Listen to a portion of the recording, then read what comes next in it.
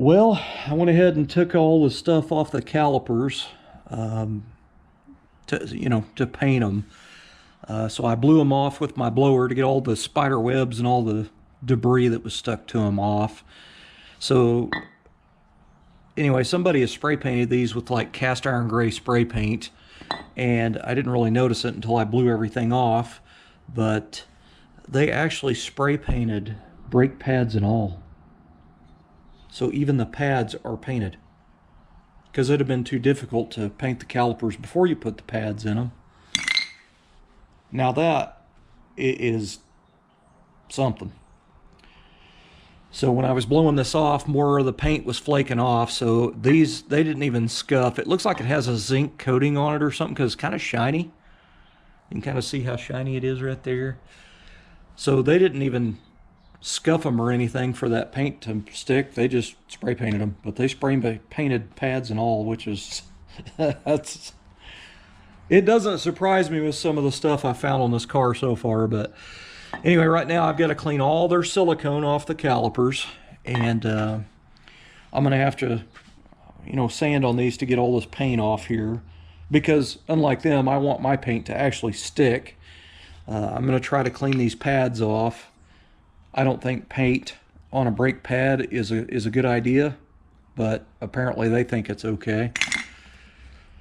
So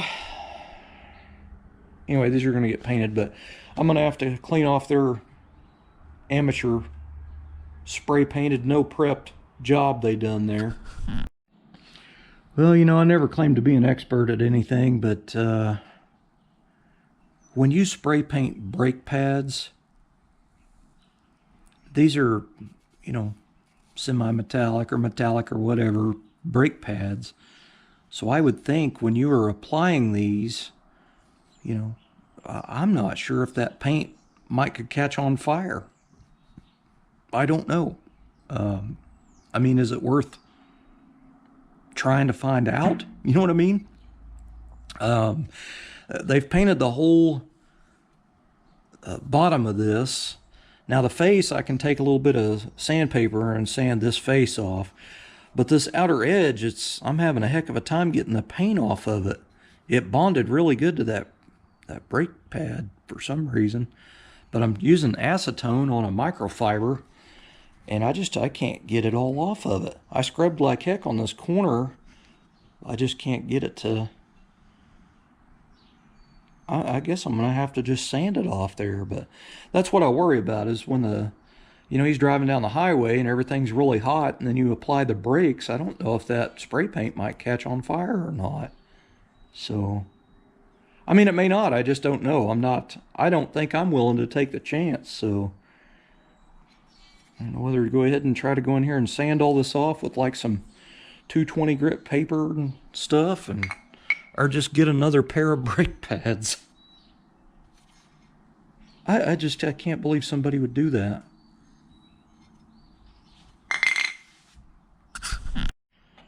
All right, so I ended up taking sandpaper and I sanded all of the brake material. I had to sand all the way around the outer edges of this brake pad, and I even had to sand the face and down inside that little slice that's in it.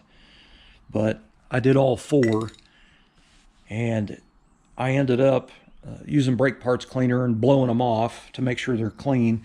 I've never sanded brake shoe material before, brake pad material, and it almost smelled like burnt clutch is what the smell was. But I can't believe that spray paint stuck that good to that brake pad material. I guess because it's so coarse, maybe the paint got down in the pores and the stuff, I don't know, but it was kind of difficult to get off there. But I don't want to take a chance. It just, in my opinion, it could start a fire, driving down the highway and applying the brakes when everything's nice and hot. It just seems like that spray paint could cause a fire. So I'm just not taking the chance, you know what I mean? But, the smartest thing would be to buy a whole new set of brake pads and just throw these in the garbage.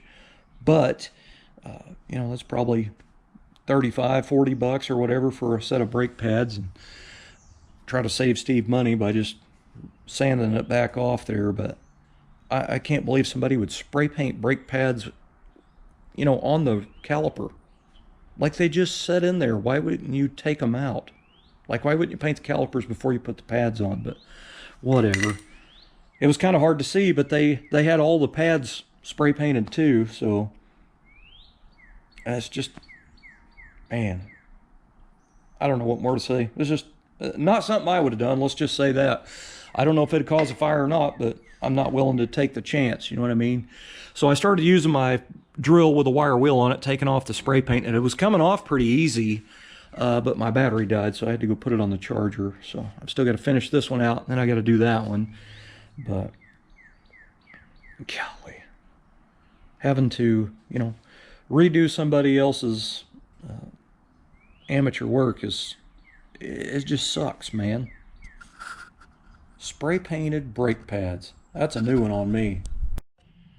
I don't know if I mentioned it or not, guys, but if you're doing brakes on a car, like you're building a car and it's gonna have all new brake components on it, and there's no fluid been put in anything yet, get .5 brake fluid and put in the car. Don't mess with that old .3 crap. It's outdated. It ain't worth a crap. Nowadays you can get .5. It doesn't draw moisture in it. You get 2% moisture every year in your brake system from that old .3 stuff. .5 doesn't do that. It takes a lot more heat before it boils as well. So if you have headers on your car, that's even better. And also the biggest and best part of it, and this is why most all the pro hot rod building shops use .5, it doesn't hurt paint. So if you have a brake line leak, it doesn't wrinkle up all your hard work. So .5 is the best way to go.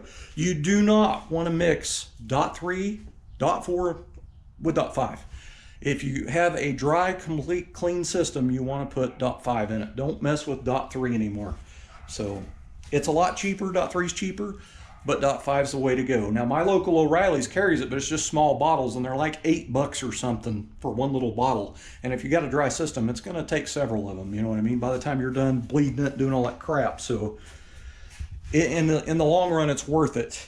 You don't end up with rusty wheel cylinders and, you know, messed up stuff because .3 draws moisture into it. .5 does not.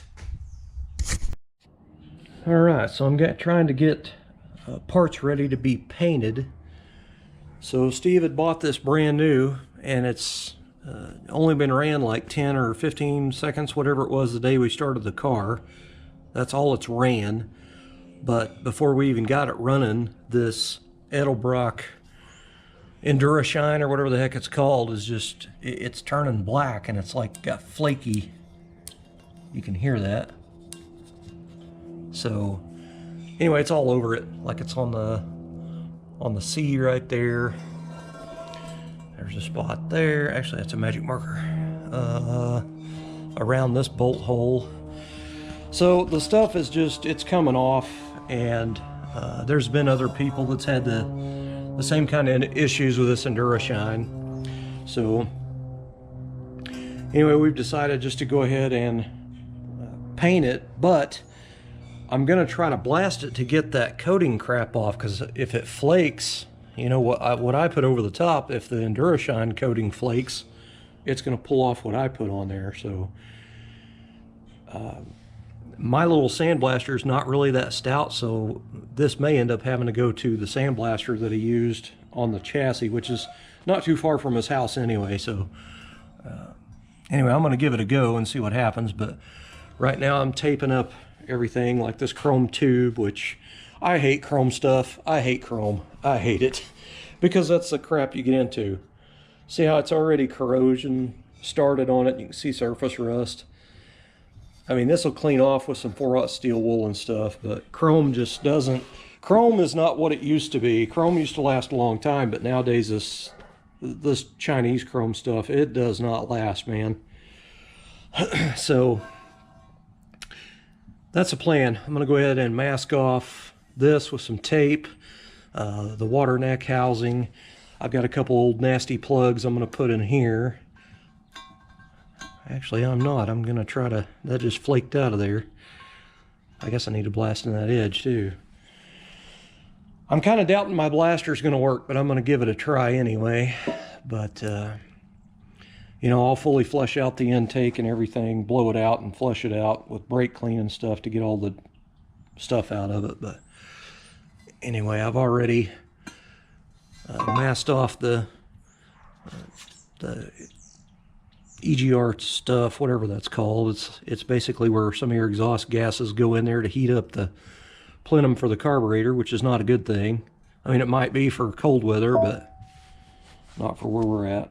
So that's what I'm up against. I'm going to paint this thing, but I got a lot of prep to do before that.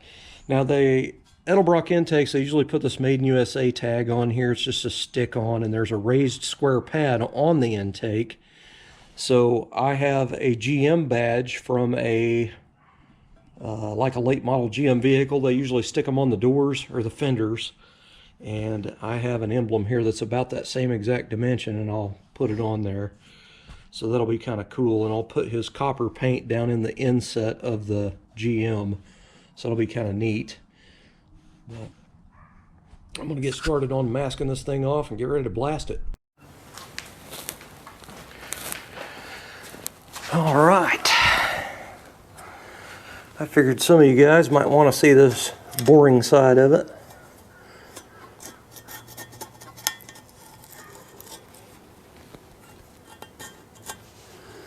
Scraping off the old silicone crap.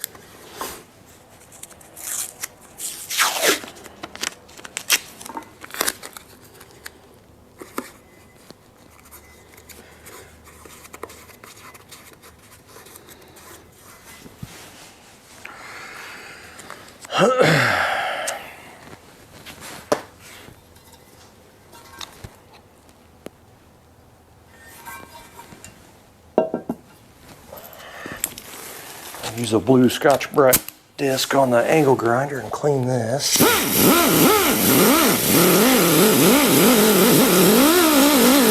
The blue's not as harsh, so it doesn't dig out any material. Like a brown or a red would dig at aluminum pretty hardcore.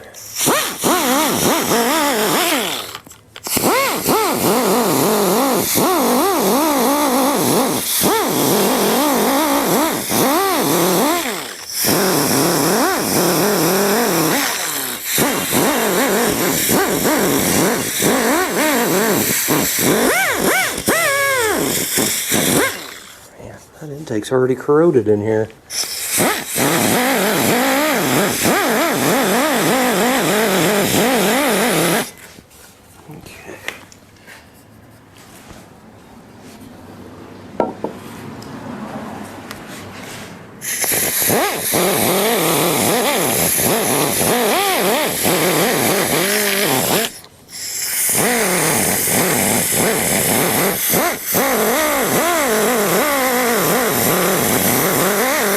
You can tell I'm not putting hardly any air pressure to this thing.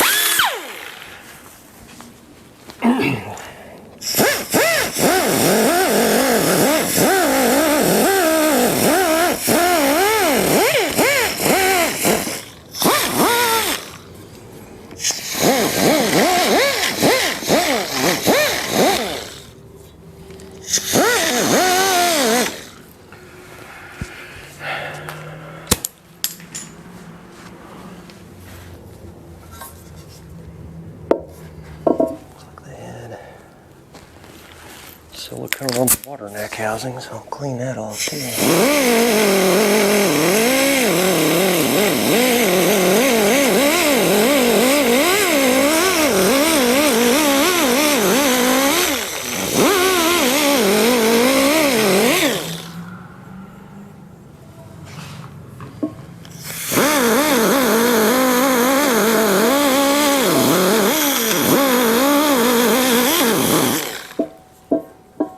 So they used like double-sided Emblem adhesive, like on new model cars, you know, like 3M two-sided tape on the little tag that was on the intake here, the Made USA tag. So it left behind some funky stuff.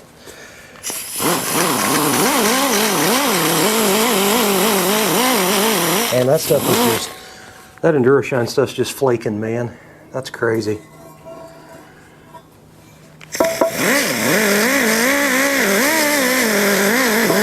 That kind of money on something and it doesn't even last. That's crazy.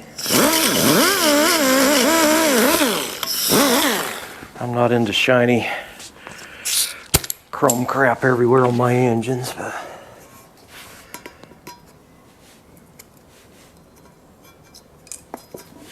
some people like that stuff. Alright, I guess I'm going to go ahead and try to blast it. See how that goes. I don't know how well that's going to go.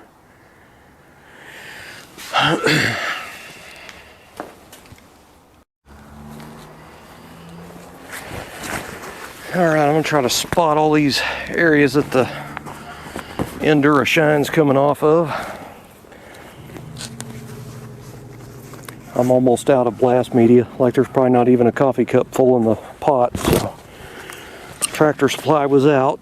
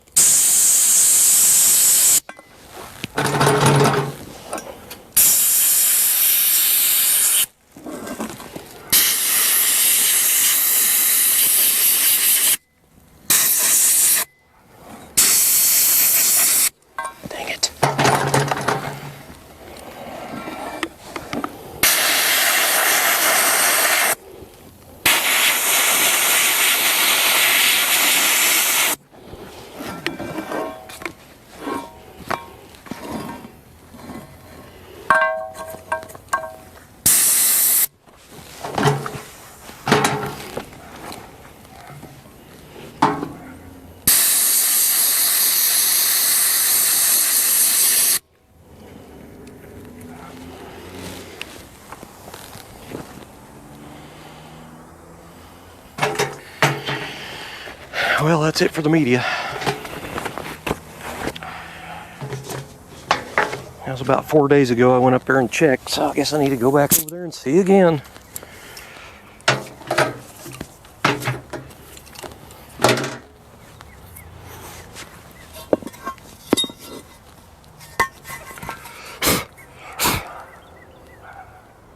Yeah, that's some thick stuff.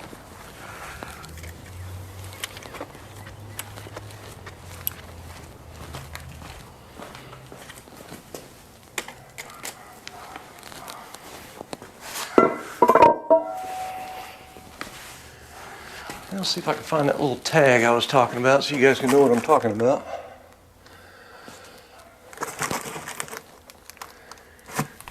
I might have put it up here.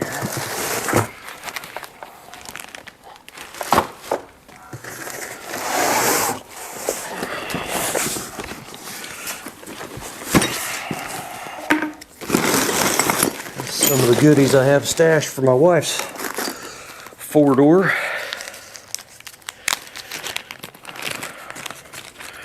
They make two sizes of these that I've seen. They make a big one and a small one. That's pretty much it right there. And I've done this a couple of times, but I don't know if you can see that. It's a little GM little tag, and it's about the same exact size. And it has an indented GM with the bar under it. So what I'll do is I'll spray. What I usually do is I just mask the outer edge right up to the edge of the letters and the bottom of the bar, and then I'll spray that and then peel off the masking tape, and I'll take like a paper towel, fold it over a paint stick, and put a little bit of acetone on it and wipe it, and it'll leave the paint down inside instead of brush painting it and getting all kinds of blotchiness look to it. But anyway, it'll show copper in off that, but it's a nice little piece, and these are on most new cars. If you go to a salvage, you'll see these. They're either on the fenders or the doors, kind of down low. I mean, I've seen them on a lot of the GM vehicles. The HHRs, the Malibus, I think is what it is, or whatever the predecessor to the Malibu is. But anyway, to me, it's a nice little detail up there. Nothing against a Made in USA tag, but the paint or coating that's on those Made in USA tags with the red, white, and blue, it just doesn't hold up very long. Steve's was already kind of corroded looking. But anyway, that'll be a really trick on there, but I'm going to put copper in the GM logo. Well, I went in there and blasted that.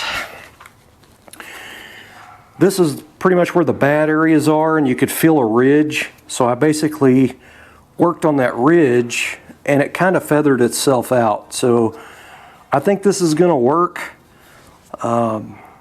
Apparently they put some kind of heavy black coating on there. I mean, with chrome, I think it usually has a black background anyway. But anyway, I think this is going to work. But I'll lightly do the whole intake. I'll just kind of dust it to kind of rough this up a little bit. But all these areas that have where the Endurashine's coming off, you can see, I'll go in there and hit that. And that way it'll kind of get rid of the flaking edges and get it down feather edged out. I don't know how well it's going to hold up, but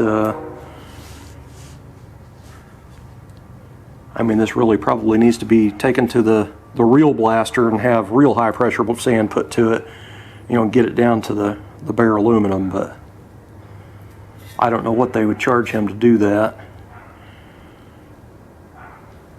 I don't even know if they do this little stuff like this. But that's pretty much it, guys. Just this little stuff. So I tried to get, I ordered 2 cans of the Chevy orange paint, engine paint from eBay, from one of my suppliers I usually buy my paint stuff from.